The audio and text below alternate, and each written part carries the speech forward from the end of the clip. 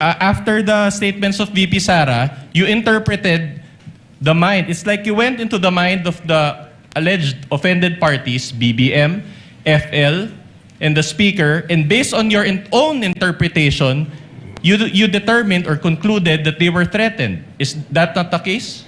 Yeah, ang sinabi doon ng Presidente, nakakabahala yung mga narinig natin itong mga nakaraang araw. And then isa itong kriminal na pagtatangka, ito'y aking papalagan. So, at that moment, the President took the utterances serious and real, sir. But you just based that on his own statement. You did not enter his state of mind, correct? Objection, Your Honor. I think, where is this leading?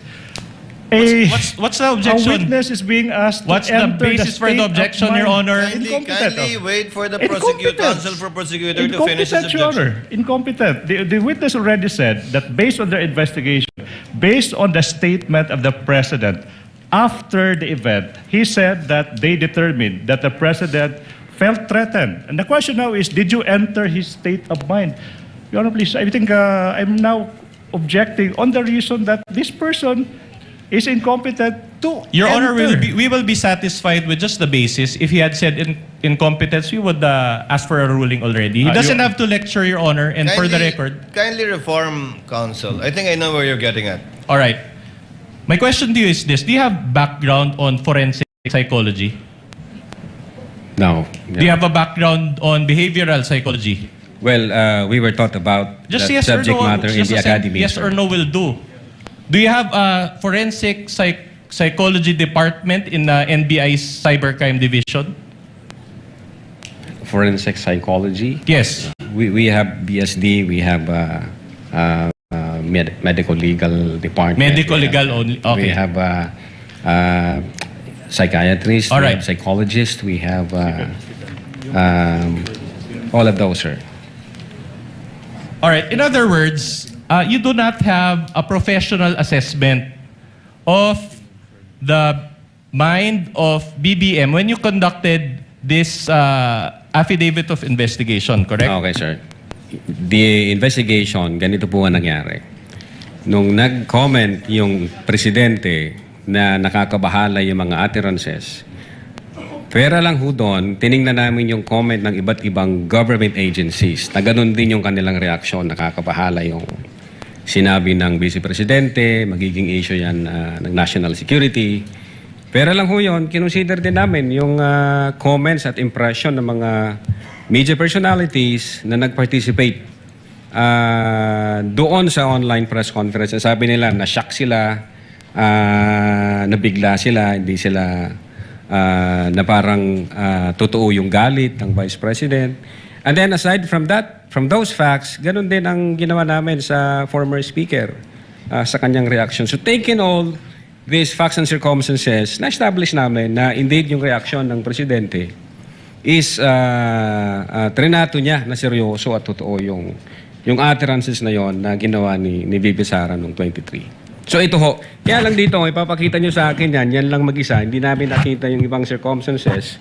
Hindi ho ako makakapagsabi kung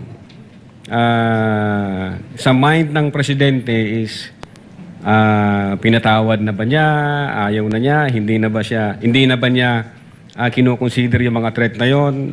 Pag ganyan lang, Your Honor, sa investigation kasi kailangan makita namin yung iba't ibang circumstansya para ma-establish namin whether or not, ito yung ibig niyang sabihin, ito yung intention niya. For the record, Your Honor, the date of the video is May 19, 2025. So this came after 2025. So, mga 7 months, sir? Yeah, 7 months. All right. So based on your experience as an investigator, baka pwedeng ano na. Again, hindi sa consider niyo sufficient, na baguhin hindi yung- sa sufficient para makita namin. Kasi, Anyway, we know for a fact na... we're satisfied with your Yeah. first answer. The witness still answering? Well, I didn't even ask a question, Your Honor. You did, counsel, when you gave the date and asked for his opinion. Kindly finish your answer. Thank you, Your Honor. As lawyers, we know for a fact that the state of mind can manifest based on the overt acts of the speaker. So dito kasi, kung ito lang ang pagbabatayan namin, then we try to establish yung intent o yung state of mind ng Presidente, kulang ho yan. So siguro kung may makikita pa kaming ibang Si Comson says na magpapatunay na binaliwala niya na yung appearances, pinatawad niya yung vice presidente, and things like that. Then we can somehow said mukhang ang totoo yung sinabi ng presidente na pinatawad na niya. All right, but I'll move on to a different point. Before counsel for the respondent continues, what is the pleasure of Senator Judge Cayetano? Just one specific Alan? clarification on that point, just so that we don't lose the point. The With your gentleman permission, may proceed. Mr. Yeah. Excuse me lang sa prosecution and sa defense. Witness, one point lang, maybe one Yes, or sir. two questions on that Yes, point. Your Honor. Sabi mo, the President, sa pananaw mo, and yung iba, Speaker Martin felt threatened. Base doon sa investigation namin, sir. Base sa investigasyon at base sa video.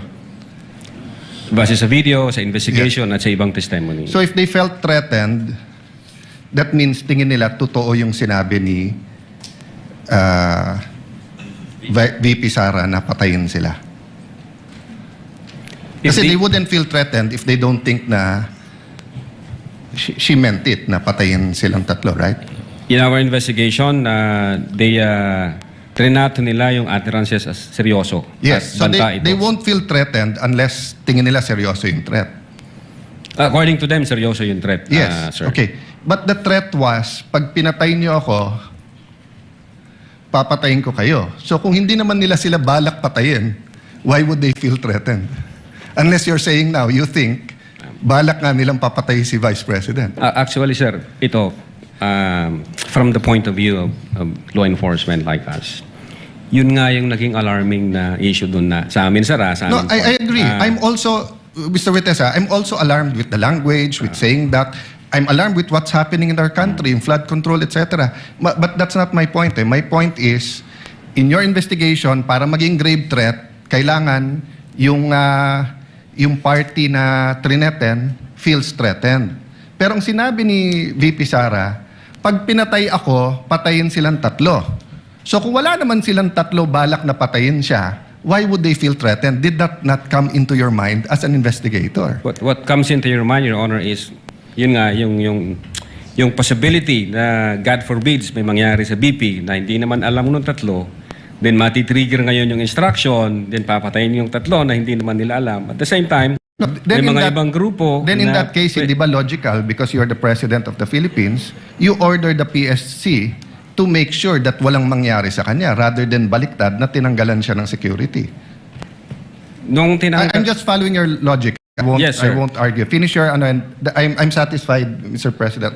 I'm just trying to figure out nga, no, how you came about yung gave threats, given Yeah. na ang sinabi niya kung papatayin ako. So, We- finish your answer so that we qualify that grave threats sa term namin as event-based condition na yun nga pag nangyari yung event magti-trigger ngayon yung threat. Now insofar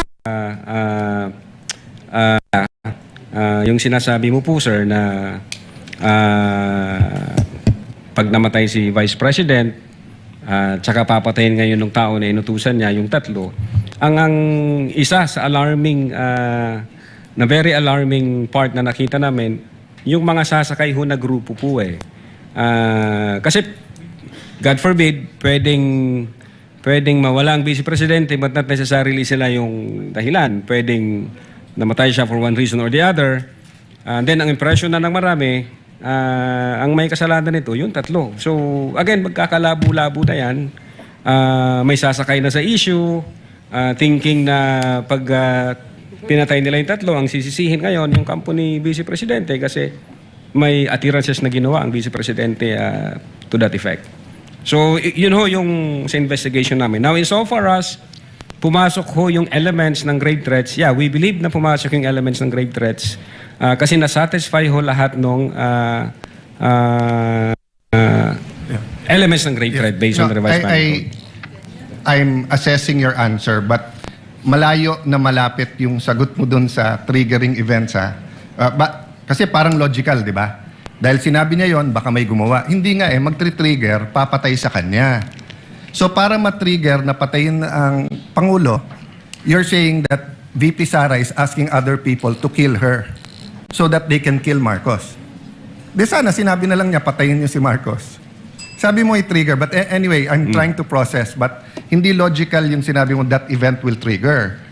Because the event that will trigger the assassination on the tree is the killing of the Vice President. And the Vice President will not tell people, kill me so that you kill them. Precisely, Your Honor. Ang death kasi, for instance, mamatay yung Vice Presidente, it does not necessarily follow na yung tatlo yung nagpapatay base doon sa appearances. Pwede kasing mamatay yung Vice Presidente for one reason or the other.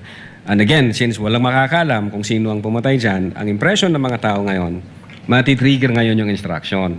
Pag na-trigger yung instruction, pwede na ngayon sumakay yung iba-ibang grupo thinking na kahit mabulilyaso ang sisisihin dito, ang Vice Presidente, kasi nga may appearances na ginawa ang Vice Presidente in public. From the point of view of law enforcement, ang gulo nun, Your Honor, matter of national security po yun. It's a matter of national security.